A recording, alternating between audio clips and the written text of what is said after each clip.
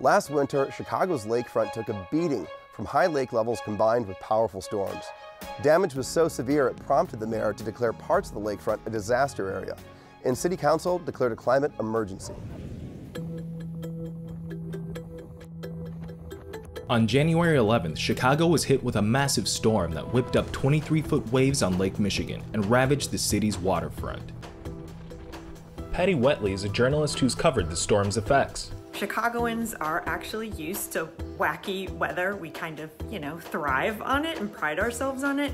But when you start to get even extremes for here, then people are like, oh my God, that, like we're used to craziness, but not things like that. People, they were losing power, freezing cold out. It was so miserable. Lake Michigan is no joke. These are the Great Lakes. They're huge. And Lake Michigan, it's deep, it's big, it's huge, and it has power. On the city's far north side, the storm pounded several beaches, leaving neighborhood residents on edge. It's really bad. And you hear crashing waves all the time. It's like you're living on the Pacific Ocean. I dread a big storm now. I've seen enough big storms in my life. I don't need to see new ones because now they're doing damage. After the storm, City Council passed a resolution declaring a climate emergency. Resolution 2020-81.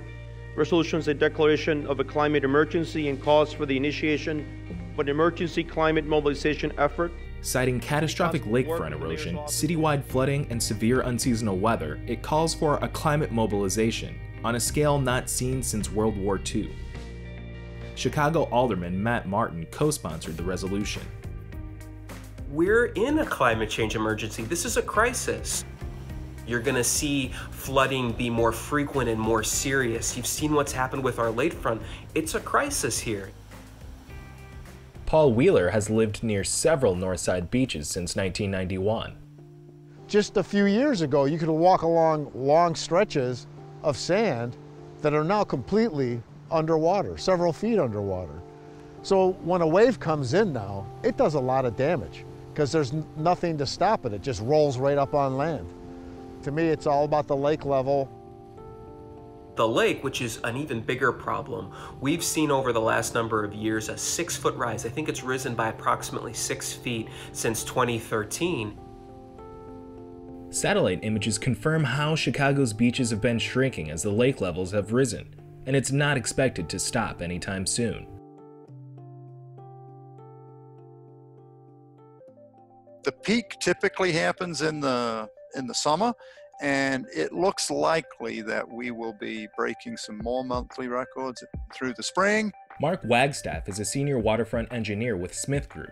The firm has been studying the lakefront for Chicago's Park District to develop a plan for the future. The purpose of this plan is really to take a comprehensive look at the whole system and to make some recommendations for, urgent needs and then longer term, management. That becomes trickier when you factor in the effects of climate change. Some of the impacts will tend to drive more water in the lakes, so more intense precipitation, which is more runoff in the area. So I think some of the best science at the moment says that what we should expect in the future is increased variability. In Chicago, with the lake, we're going to have to be dealing with these extreme highs and at the same time extreme lows. And where those cycles might have been 10, 15, 20, 30 years apart in the past, now they're going to start cycling through faster. The threat to the lakefront posed by high water is visible right now. The Calumet Park Beach House is nearly swamped and most of the beach is gone. It's right up to the beach there that under a normal conditions would be a pretty large beach, is completely covered, and there's facility that's right there on the water that it's getting close. But there's also been success along the lakefront, which may serve as a blueprint for the future. During the last decade, Loyola Beach has been transformed into a dune habitat. There have been a huge movement, I would say, by the Park District and by residents as well to restore native habitat. And there's been new plantings of plants that do particularly well grow in sand. Those natural plantings are much more resilient. So even after a storm, those deep-rooted plants help to hold the sand in place. But it's also a terrific habitat for particularly a lot of the migratory birds. A long-sloping beach also helps fight erosion. And that shallower slope helps to dissipate some of the wave energy. Rainbow Beach down on the south side of the city is another one where that shallow slope is really good. Since the January storms, the Park District and Army Corps of Engineers have been shoring up Howard, Rogers, and Juneway beaches. They're rebuilding now, they're putting these new rocks and trying to reinforce it. But it was a great little beach before. I mean, you could go out for 2 blocks and still only be this deep, all sand, beautiful. It's a temporary fix until a long-term solution is agreed upon. Recommendations were expected this spring, but they've been delayed by stay-at-home orders.